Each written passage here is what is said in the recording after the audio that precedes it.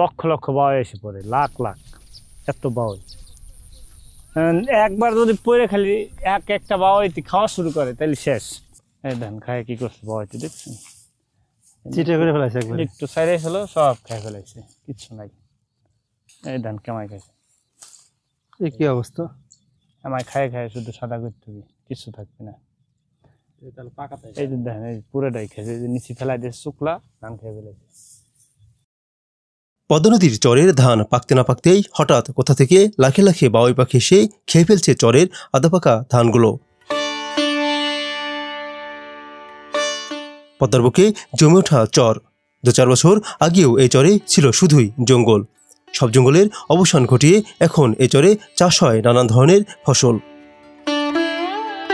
ধান হলো এই খেত হলো নিরেইতে, কিছু নিরেইছি আর নিরাই না বাকি রয়েছে।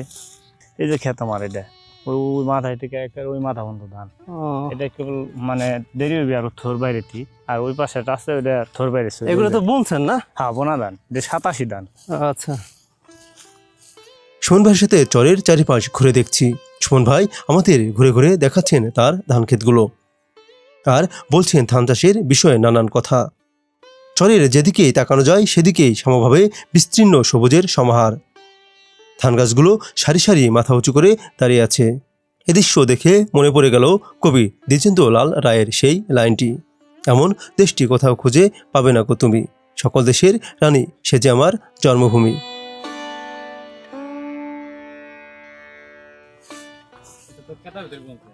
না, এই যে শুকনো সময় বলছি। হ্যাঁ, এগুলো আপনার কেমন ফলন হয়? ভালো ফলন। এটা বিঘায় কেমন আসে? বিঘে এটা প্রায় 40 মনের উপর আসবি। ও, ভালোই। এইগুলো কি হামা হয়েছে ভিতরে? হ্যাঁ, নিরাই দিতেছি পরে, আজকে আসে নাই, কালকে তো আসবে আবার।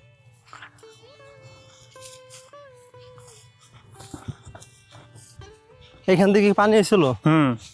ও, এগুলো কি আপনার লাগানো গাছ নাকি এমনি হয়েছে? না, এমনি নিপিয়ারের মতন মনে হইতেছে। হ্যাঁ, নেপিয়ার জাতি ছাই গেছে, এগুলো চরেন। হ্যাঁ,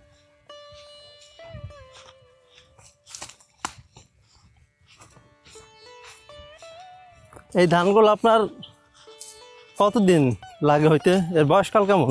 এটা লাগালো বৈশাখ চৈত মাসে, মানে চৈত বৈশাখ জ্যৈষ্ঠ আষাঢ় শ্রাবণ ভাদ্র আশ্বিন, প্রায় 6 মাস লাগবে এটা হইতে। ও আচ্ছা, এটা হলো বয়স বেশি। আর এই ধানগুলো হলো আপনার 4 মাসের। এই যে বাইরে হইতেছে ফুলে, এটা হলো 87 ধান। বাউয়ের প্রচুর অত্যাচার, ও ভাই পাখি থেকে ধান খাই ফেলা একটা সাপ করে। চরে আপনার বাউই পাখি আসে না? প্রচুর বাউই খাই ফেলায় ধান। এগুলা কি থাকে কোথায়? চরে বাসা বানায়? চরেই। এই যে ধান হয়েছে, কিছু কিছু থোর বাইরে হয়েছে, কিছু কিছু বাইরে বি।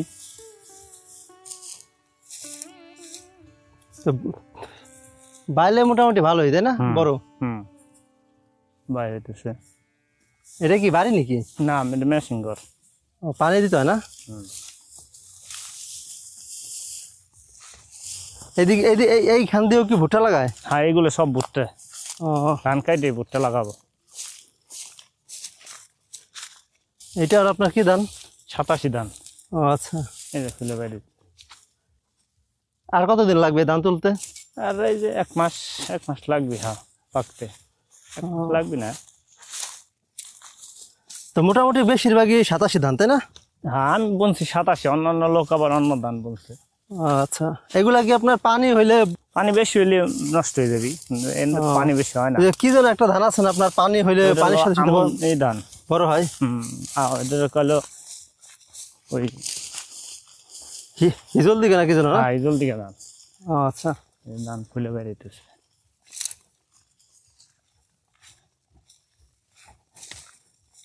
জ্বালালি কবুতর মনে হয়। এই যে ধান বেরিয়েছে, এগুলো কি আগুন ধরে পুরাই দিচ্ছে? গাছ পুরাই ফেলাইছে। এটা কি আপনার ক্ষেত? না, এটা আরেকজনের। আমার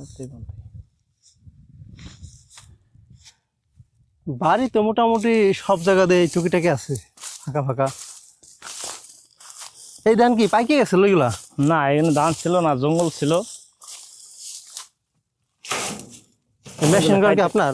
পরিষ্কার করছে না, এগুলো আর অন্য মানুষ বসেন নি রোদ্রে বৃষ্টি আসার সম্ভাবনা আছে। আজকে তো আপনার প্রচুর গরম, তারপরে হচ্ছে আপনার বাতাস নাই, বাতাস থাকলে একটা ভাব থাকে।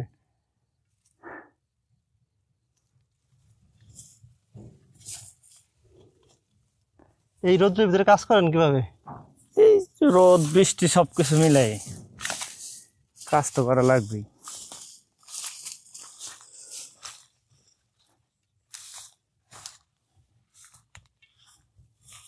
চরের মোটামুটি এবার ফলন ভালোই হয়েছে তাই না?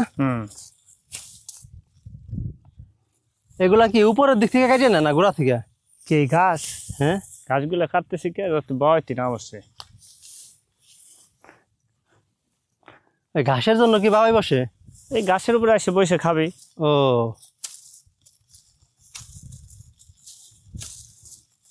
বাবাই ঠাবাই মনে আপনার বিকালের দিকে বেশি আসে না? চরের মূল সমস্যা হলো বাওই ধানের জন্য।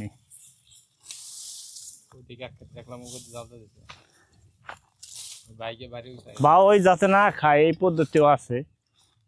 ওইটা আবার কি পদ্ধতি? এগুলো ওষুধ ব্যবহার করতে দিই। একটা ওষুধ আছে, এটা হলো ফিনিশ পাউডার। ও, যে পিঁপড়া মারা, ওই ওষুধটা স্প্রে করে দিলে বাওইতে আর ধান খাবি না, ওটা গন্ধে আর খায় না। কালকে স্প্রে করবো। তো ধান তো আপনার এখনই হয় নাই, সব ফুলে বাইরে না, যে কটা বাইরে সেগুলো তো খাই ফেলাইতেছে। ও, এই ধানের ভিতরে একটা দুধ তৈরি হয়, এই দুধটা খাই ফেলাই। এই ছোটগুলোই খাই ফেলায়? হ্যাঁ, চুষান্দে খাই ফেলাইলে ধানটা সাদা হয়ে যায়, চিটে হয়ে যায়। চিটে হয়ে যায়। এই যে দেখেন, এই যে খাই ফেলাইছে কিছু কিছু, এই যে খাইছে, এটার ভিতরে একটা দুধ তৈরি হয়েছে, দুধটা খাই ফেলাইছে চুষান্দে। ডেঞ্জারাস। আর ও যদি 2-3 দিন খায় পুরো ক্ষেত খাই ফেলাবে না পাহারা দিলে। এই ভিতরে কি কোল নাকি ভাই ওটা? হ্যাঁ, ওই পাশেও ধান আছে আমার আরো। না, এটা এন্ডো আবাদ হয়, ওই যেটা গড্ডা তার ওই পাশে লোক। এটা কি তলায় গেছিল? হিন্দু পানি হয়েছে, এই পানি হয়েছিল এবার। তখন কি ধান ছিল? হ্যাঁ, ধানের ভিতর দিয়ে পানি হয়েছে। ও আচ্ছা, কোলে মাছ আছে না? হ্যাঁ, এই কোলের মাছই তো নিয়ে যায় বাজারে। আপনি কি চায়না দরে এদিক দিয়ে? না না, চায়না দরি নদীটি। আর কোলের মাছ হলে যে বেশাল আল্লাহরা নিয়ে গেল। ও আচ্ছা, ওই যে বেশালের পোনা মাছ যেগুলো না? হ্যাঁ, ওইগুলা সব কোলের। ওরাই বেশি মাছ পায়। হ্যাঁ, ওরা সবসময় পায় না, এনে পাবি। আর আমরা যে কদিন ধরে পাচ্ছি প্রতিদিনই আসে। আপনি কি ইলিশ মাছ পারেন না? না না না, অনেক আছে ভাই। শুধু এই সিজনটাই মারবো। আমার এই যে ধান কাটা আর ওই ভুট্টা লাগানো শুরু হয়ে গেলে আমার আর অন্য কাজ করা কেন, শুধু এটাই করবো। এই জায়গা দিয়ে হচ্ছে আপনার ধান চাষ হয় কত বছর ধরে? এইবারই ধান বুনছি, বিগত তো আগে কেউ ধান টান এত আবাদ করে নাই সরে। আগে এলো ভুট্টা, ও আগে বুনতো না, 2 বছর ধরে ভুট্টা লাগায় মানুষ। আর তার আগে এলো খালি কলই বুনতো আর তিল। হ্যাঁ, আমি তো হচ্ছে আপনার তিল বছর খানিক আগে এসে দেখছি যে খালি কাশবনে ভরা জঙ্গল ছিল 2-3 বছর আগে। এখন হলো আপনার এই যে টুকটাক ধানের আবাদ। এই ধান কি আপনি নিজেই কাটেন? না, লোক না হলে বেশ ধান তো আর একলা কাটা যায় না। এগুলো নেন কি কিসে মাথায় করে? হ্যাঁ, এই জায়গায় মারাই করে ফেলবো। চরে একদিক দিয়ে একটা সুবিধা হলো, ধান বুনলে তো একটু খরচ কম, লাগাইলে খরচ বেশি। জমি তো সমান নাই, জন্য আমাকে বোনা লাগে, লাগান যায় না। লাগাইলে আবার ফলন বেশি। এই ধান খায় কি করছে বয়টি দেখছেন, চিটে করে ফেলাইছে একবার। একটু সাইডে ছিল, সব খাই ফেলাইছে, কিচ্ছু নাই। তো বিশাল সমস্যা। বাবাই মানে লাখে লাখে বাবাই আসে। এই ধান কেমাই খাইছে। এই কি অবস্থা, আমায় খায় খায় শুধু সাদা করতে হবে, কিছু থাকবে না। এই যে দেখেন, এই পুরোটাই খেয়েছে, এই যে নিচে ফেলাই দিয়ে শুকলা ধান খেয়ে ফেলেছে। এর জন্য লোক পেহা লাগবে, আর নাইলে ওষুধ দেওয়া লাগবে। ওষুধ যারা দিচ্ছে মোটামুটি সফল দেখলাম যে না, ভয় আসে না।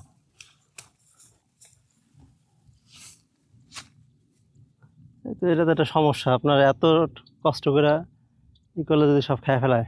লক্ষ লক্ষ ভয় এসে পড়ে, লাখ লাখ, এত ভয়। একবার যদি পরে খালি একটা বাবাইতে খাওয়া শুরু করে তাহলে শেষ।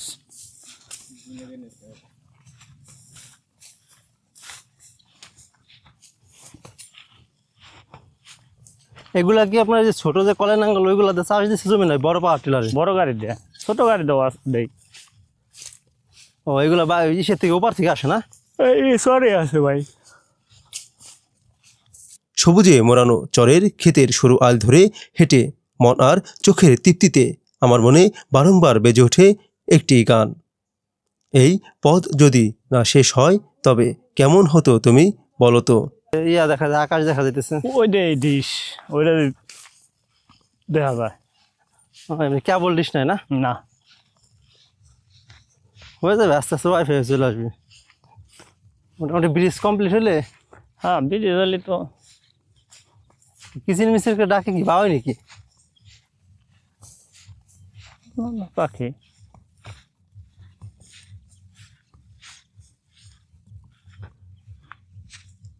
এই ধান খেত নিড়াইতে হবে। এটা আপনার না? হ্যাঁ এটা সার দিছি। এটাই তো ঘাসের পরিমাণ একটু বেশি মনে হইতেছে। হ্যাঁ ঘাস কি ওষুধ দিই আমি, ধান খেতে ওষুধ দিলে আপনার আর হয় না। এটা হয়েছে কি আপনার বেশ কয়েকবার চাষ করলে আবার ঘাস কমে যাবে। হ্যাঁ আস্তে আস্তে কমবে, আরো বেশি ঘাস ছিল না তো কম হয়ে গেছে। এই ঘাস কি পরিষ্কার করে কি নিয়ে যান না গরুর জন্য? গরুর দেওয়ার জন্য। হ্যাঁ এটা তো মোটামুটি আছে। ওই বোর্ডিং করে কি আপনার ভিতরে? হ্যাঁ বোরিং করে আমার। ভুট্টা খেতে পানি দেওয়া লাগে। ও গতবার এই জায়গা বলছিলাম উস্তে উস্তে লাভ হয় নাই, লস। তার আগে বলছিলাম পিএস। ও, 1 বছর এখানে খালি ভুট্টা করছি। আপনার এই চরে বাদাম চাষ হয় না ভাই? বাদাম হয়, নতুন বালি লাগে বাদাম চাষ করতে, ও, কিন্তু পলি মাটি পড়ে না সরি। বাদাম মানে আগে চাষ করতে কিছু তাই না? হ্যাঁ আগে চর নতুন হওয়ার পরে নতুন মাটি পড়ছে তখন চাষ করতো। বাদাম কি এই সিজনে লাগায় না? না শীতে? আর এসি পরে। ও,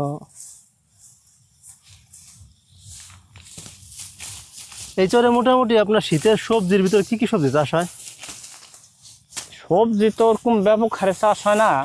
কেউ 2-4 কাঠা বাগান লাগায়, কেউ কফি লাগায়, কেউ ক্ষীরে লাগায়, এই ধরনের। আর বাড়ির পর লাগায় কদু। যেমন সকালবেলায় যে বাজারে চাল কুমড়া গেছে, কদু গেছে চরেতে, ও আচ্ছা, কাস্টমাররা চরের একটা জিনিস কেনার জন্য বসে থাকে যে চরেতে নিয়ে গেলে কিনবি।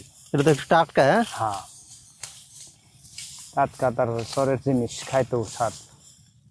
দোকানের জিনিস পানি দেওয়া থাকে, আর আমরা তার দিনে গাছে তো ছিঁড়েই সকালবেলা নিয়ে যায়। এই ধানগুলো মনে হয় আপনার একটু সময় লাগবে বেশি ওইগুলো থেকে তাই না? হ্যাঁ এটা পরে বুনছি, ওইটা আগে বুনছি। ভুট্টায় খরচ কেমন? ভুট্টায় আপনার বিঘা প্রতি টাকা 25,000 চলে যায়। ও, কেমন টাকা বিক্রি করা যায়? 60,000, দাম ভালো থাকলে 60-65 যায়।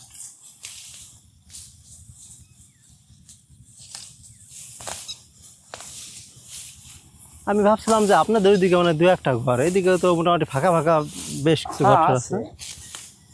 ওই পাশ দেবো, আর মাঝখানে একটু ফাঁকা।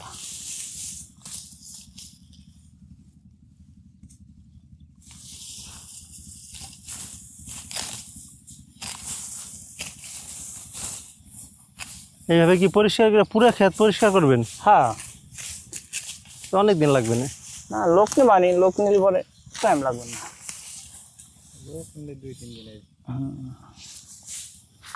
কালকে তো লোক দেই বেলায় দু পরিষ্কারটা আরো কয়েকদিন আগে করলে ভালো হইতো। হামা গাছ পাইকে যাইতেছে। আবার পানি আইছিল তো, পানির মধ্যে কেউ নিরেল না। পাইকে বীজ পড়লে পরে আবার পাবেন না ঘাস। তো মোটামুটি একটা জিনিস ভালো হয়েছে যে আপনার চরে আপনার অধিকাংশ জমি চাষাবাদের আবাদে চলে আসছে। হ্যাঁ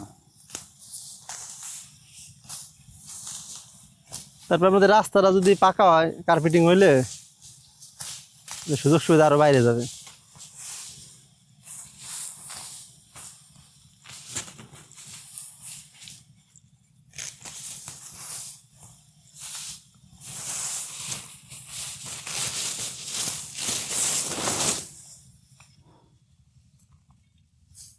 গাছ হলো ব্যাপক হয়েছে। এই ক্ষেত্রে একটু বেশি হয়েছে আপনার। এই ঘাস বিক্রি হয়? এক আটি গাছের দাম 20 টাকা, আর অল্প কটাতে লাগবে এটা। এটা মোটামুটি ধানের সমান এই ঘাসের দাম। প্রচুর দাম, গাছ নাই তো। আমি তো দেখছি যে আপনার ইয়াতে বিক্রি করে নিপিয়ার ঘাস, যেগুলো এইগুলোই চলে আমাদের এখানে বেশি। অনেকে নিয়ে যে এই পার আসে ঘাস কাটে নিয়ে বিক্রি করে, ঘাসই কাটে তারা খালি। আপনার অন্যের জমি থেকে ঘাস কাটতে পারে? হ্যাঁ, কেউ কিছু কয় না, ঘাসের অভাব নাই, প্রচুর ঘাস।